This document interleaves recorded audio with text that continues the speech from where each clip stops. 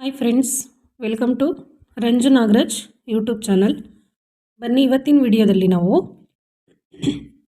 PUC ಪಾಸಾದವರಿಗೆ ಪರೀಕ್ಷೆ ಇಲ್ಲದೆ ನೇರ ನೇಮಕಾತಿ ಇದ್ರ ಬಗ್ಗೆ ನಾವು ಮಾಹಿತಿಯನ್ನು ತಿಳಿತಾ ಹೋಗೋಣ. ಇದು ಯಾವುದು ಅಂತ ನೋಡೋದಾದರೆ ಗ್ರಾಮ ಪಂಚಾಯತ್ನಲ್ಲಿ ನೇರ ನೇಮಕಾತಿ 2024 ಇದ್ರ ಬಗ್ಗೆ ನಾವು ಮಾಹಿತಿ ತಿಳಿತಾ ಹೋಗೋಣ. ವಿಡಿಯೋ ಸ್ಟಾರ್ಟ್ ಮಾಡೋದಕ್ಕಿಂತ ಮುಂಚೆ ನೀವಿನ್ನೂ ನನ್ನ ಚಾನಲ್ಗೆ ಸಬ್ಸ್ಕ್ರೈಬ್ ಆಗಿಲ್ಲ ಅಂದರೆ ಪ್ಲೀಸ್ ಲೈಕ್ ಮಾಡಿ, ಶೇರ್ ಮಾಡಿ, ಸಬ್ಸ್ಕ್ರೈಬ್ ಆಗಿ, ಹಾಗೆ ಪಕ್ಕದಲ್ಲಿರೋ ಬೆಲ್ಲೈಕನ್ನ ಕ್ಲಿಕ್ ಮಾಡಿ.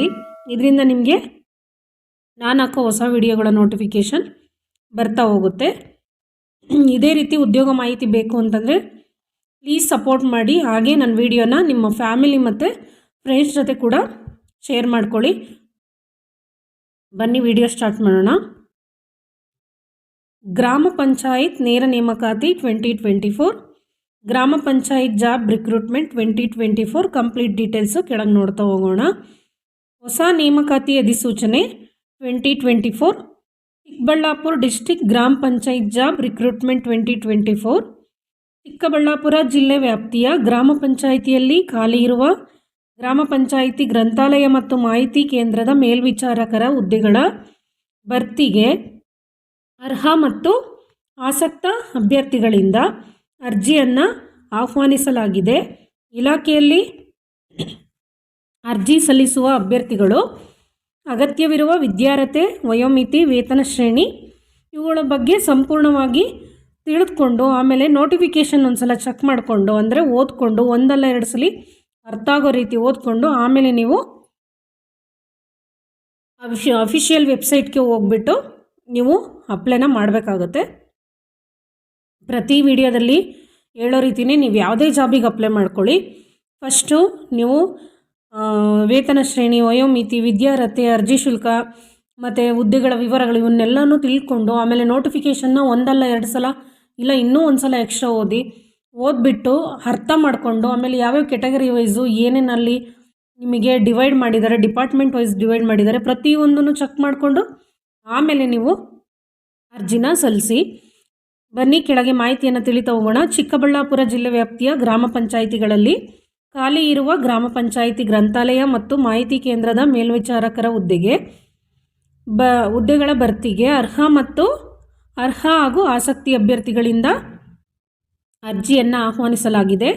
ಆಸಕ್ತ ಮತ್ತು ಅರ್ಹ ಅಭ್ಯರ್ಥಿಗಳು ಸದರಿ ಹುದ್ದೆಗಳಿಗೆ ಅರ್ಜಿ ಸಲ್ಲಿಸಲು ನಿಗದಿಪಡಿಸಿದ ದಿನಾಂಕದೊಳಗೆ ಅರ್ಜಿ ಸಲ್ಲಿಸಿ ಹುದ್ದೆಗಳಿಗೆ ಅಗತ್ಯವಿರುವ ವಿದ್ಯಾರ್ಹತೆ, ಕ್ವಾಲಿಫಿಕೇಷನ್, ವೇತನ ಶ್ರೇಣಿ, ಸ್ಯಾಲರಿ, ವಯೋಮಿತಿ, ಏಜ್ ಲಿಮಿಟ್, ಅರ್ಜಿ ಶುಲ್ಕ, ಅಪ್ಲಿಕೇಶನ್ ಫೀಸ್, ಹುದ್ದೆಗಳ ವಿವರ, ಜಾಬ್ ಡೀಟೇಲ್ಸ್ ಇತರ ಎಲ್ಲ ಮಾಹಿತಿ ಕೆಳಗೆ ವಿವರಿಸಲಾಗಿದೆ. ಅಭ್ಯರ್ಥಿಗಳು ಅರ್ಜಿ ಸಲ್ಲಿಸುವ ಮುನ್ನ ಅಧಿಸೂಚನೆ ನೋಟಿಫಿಕೇಷನ್ನ ಓದಿ ನಂತರ ಅರ್ಜಿ ಸಲ್ಲಿಸಿ. ಪ್ರತಿಯೊಂದು ಮಾಹಿತಿಯಲ್ಲೂ ಕೂಡ ಇದನ್ನು ನಿಮಗೆ ಮೆನ್ಷನ್ ಮಾಡಿರ್ತಾರೆ. ಪ್ರತಿಯೊಂದು ಜಾಬ್ ಮಾಹಿತಿಯಲ್ಲೂ ಕೂಡ ನಾವು ಹೇಳೋದು ಅಷ್ಟೇ, ನೋಟಿಫಿಕೇಷನ್ನ ಅರ್ಥ ಮಾಡ್ಕೊಂಡು ಆಮೇಲೆ ಜಾಬ್ಗೆ ಅಪ್ಲೈ ಮಾಡಿ ಅಂತಲೇ ಹೇಳೋದು. ನಾನಿಲ್ಲಿ ನೋಟಿಫಿಕೇಷನ್ ಲಿಂಕ್ನ ನಿಮಗೆ ಡಿಸ್ಕ್ರಿಪ್ಷನ್ ಬಾಕ್ಸಲ್ಲಿ ಹಾಕಿರ್ತೀನಿ. ಅದನ್ನು ಚೆಕ್ ಮಾಡ್ಕೊಳ್ಳಿ. ಅದನ್ನು ಚೆಕ್ ಮಾಡಿಕೊಂಡು ಅದನ್ನು ಚೆನ್ನಾಗಿ ಅರ್ಥ ಮಾಡಿಕೊಂಡು ಓದ್ಕೊಂಡು ಆಮೇಲೆ ನೀವು ಅರ್ಜಿನ ಸಲ್ಲಿಸಿ. ಬನ್ನಿ ಉದ್ಯೋಗ ವಿವರಗಳನ್ನ ನೋಡ್ತಾ ಹೋಗೋಣ.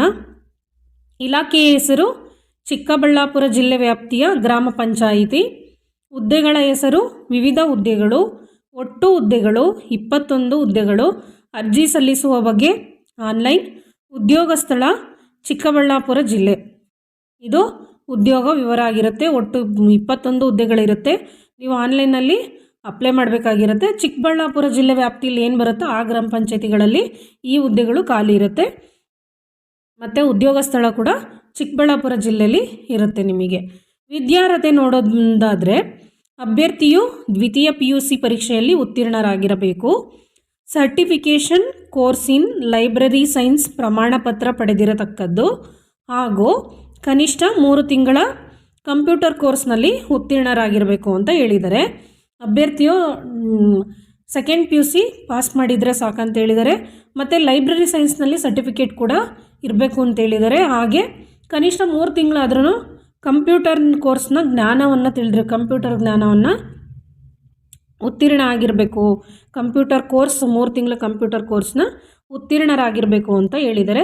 ನಿಮಗೆ ಸರ್ಟಿಫಿಕೇಷನ್ ಕೋರ್ಸ್ ಇನ್ ಲೈಬ್ರರಿ ಸೈನ್ಸ್ನಲ್ಲಿ ಪ್ರಮಾಣ ಪತ್ರ ಹೆಂಗೆ ರಿಕ್ವೈರ್ಮೆಂಟ್ ಇದೆ ಅಲ್ಲಿ ನಿಮಗೆ ಜಾಬಿಗೆ, ಅದೇ ಥರ ನಿಮಗೆ ಕಂಪ್ಯೂಟರ್ ಕೋರ್ಸ್ದು ಮೇ ಬಿ ಕೇಳ್ಬೋದು. ಅದನ್ನು ಕೂಡ ನೀವು ಹಾಕೋರಾದರೆ ಅದನ್ನು ಕೂಡ ಇಟ್ಕೊಂಡಿರಿ. ವಿದ್ಯಾರ್ಹತೆ ಆಯಿತು. ಈಗ ವಯೋಮಿತಿ ನೋಡೋದಾದರೆ ದಿನಾಂಕ 21/9/2024 ಅಭ್ಯರ್ಥಿಗಳ ಕನಿಷ್ಠ ವಯಸ್ಸು 18 ವರ್ಷ ನಿಗದಿಪಡಿಸಲಾಗಿದೆ. ಸಾಮಾನ್ಯ ವರ್ಗದ ಅಭ್ಯರ್ಥಿಗಳಿಗೆ ಗರಿಷ್ಠ 35 ವರ್ಷ ವಯೋಮಿತಿಯನ್ನು ಇಲ್ಲಿ ನೋಡ್ಬೋದು. ಅಂದರೆ ಸಾಮಾನ್ಯ ಅಭ್ಯರ್ಥಿಗಳಿಗೆ ಕನಿಷ್ಠ 18 ಇರುತ್ತೆ, ಗರಿಷ್ಠ 35 ವರ್ಷ ಇರುತ್ತೆ. ಹಾಗೆ ಪ್ರವರ್ಗ 2A 2B 3A 3B ಅಭ್ಯರ್ಥಿಗಳಿಗೆ ಕನಿಷ್ಠ 38 ವರ್ಷಗಳು ನಿಮಗೆ ವಯೋಮಿತಿ ಸಡಿಲಿಕೆ ಇರುತ್ತೆ ಅಂತ ಹೇಳಿದ್ದಾರೆ. ಅಂದರೆ ಇವರಿಗೂ ಕೂಡ ಕನಿಷ್ಠ 18 ವರ್ಷನೇ ಇರುತ್ತೆ, ಗರಿಷ್ಠ ಮಾತ್ರ 38 ವರ್ಷ. ಮತ್ತು ವಯೋಮಿತಿ ಸಡಿಲಿಕೆ ಕೂಡ ಒಂದರಲ್ಲೇ ಕೊಟ್ಟಿದ್ದಾರೆ. ಮತ್ತು ಪರಿಶಿಷ್ಟ ಜಾತಿ, ಪರಿಶಿಷ್ಟ ಪಂಗಡ, ಪ್ರವರ್ಗ 1ರ ಅಭ್ಯರ್ಥಿಗಳಿಗೆ ಗರಿಷ್ಠ 40 ವರ್ಷ ಗರಿಷ್ಠ ವಯೋಮಿತಿಯನ್ನು ಫಿಕ್ಸ್ ಮಾಡಿದ್ದಾರೆ. ಅಂದರೆ ಇವ್ರಿಗೂ ಕೂಡ 18 ವರ್ಷ ಕನಿಷ್ಠ ಇರಬೇಕು, 40 ವರ್ಷ ಗರಿಷ್ಠ ಇರಬೇಕು ಅಂತ ಹೇಳಿದ್ದಾರೆ. ನೋಡಿ, ಇನ್ನೊಂದು ಸಲ ಹೇಳ್ತೀನಿ. ಸಾಮಾನ್ಯ ಅಭ್ಯರ್ಥಿಗಳಿಗೆ 18 ವರ್ಷ ಕನಿಷ್ಠ ಇರಬೇಕು, ಗರಿಷ್ಠ ವರ್ಷ 35 ವರ್ಷದವರೆಗೂ ನೀವು ಈ ಜಾಬಿಗೆ ಅಪ್ಲೈ ಮಾಡೋಕ್ಕೆ ಅರ್ಹರಾಗಿರ್ತೀರ. ಅವರನ್ನು ಸಾಮಾನ್ಯ ಅಭ್ಯರ್ಥಿಗಳನ್ನು ಬಿಟ್ಟು, ಜನರಲ್ ಕ್ಯಾಟಗರಿಯವರನ್ನು ಬಿಟ್ಟು ಪ್ರವರ್ಗ 2A 2B 3A 3B ಈ ಅಭ್ಯರ್ಥಿಗಳಿಗೆ ಕನಿಷ್ಠ 18 ವರ್ಷನೇ ಇರುತ್ತೆ. ಗರಿಷ್ಠ ನೋಡೋದಾದರೆ 38 ವರ್ಷದವರೆಗೂ ಇರುತ್ತೆ ನಿಮಗೆ. ಇದು ಪ್ರವರ್ಗ 2A 2B 3A 3B ಅವರಿಗೆ ಮಾತ್ರ.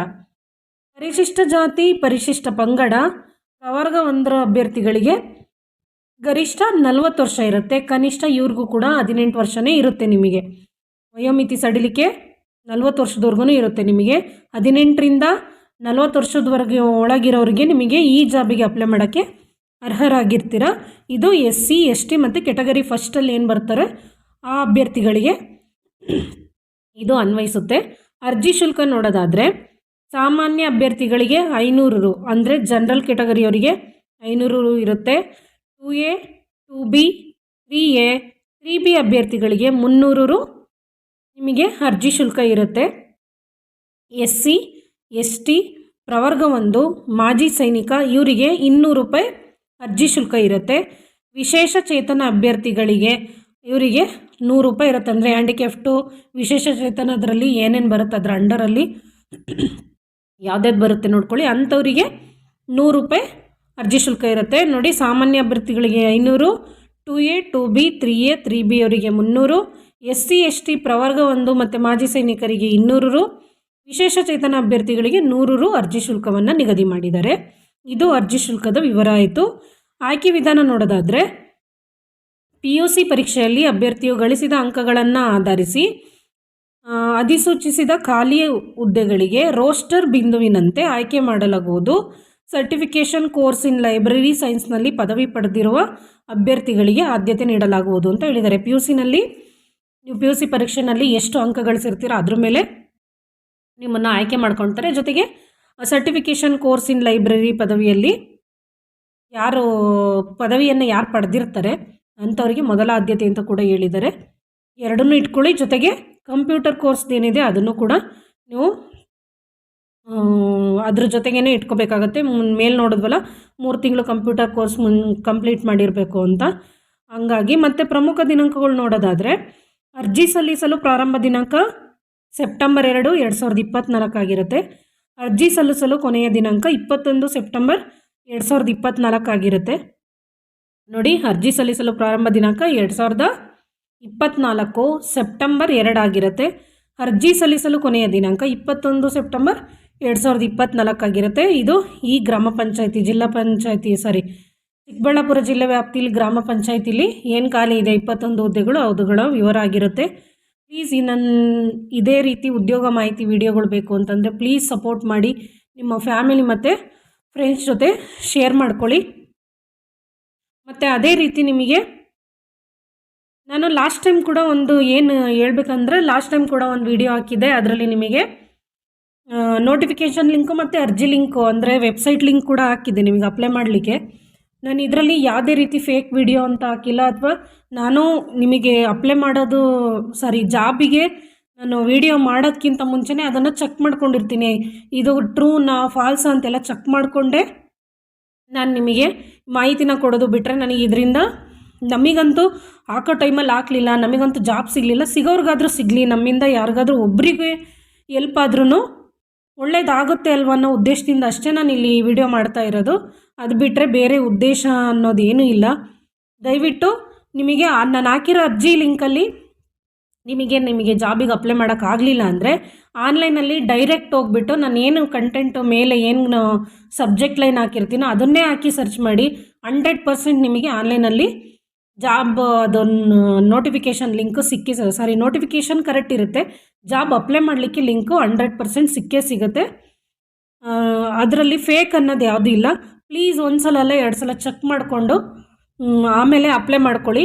ನೋಟಿಫಿಕೇಷನ್ ಲಿಂಕ್ ಅಂತೂ ಪರ್ಫೆಕ್ಟಾಗಿರುತ್ತೆ.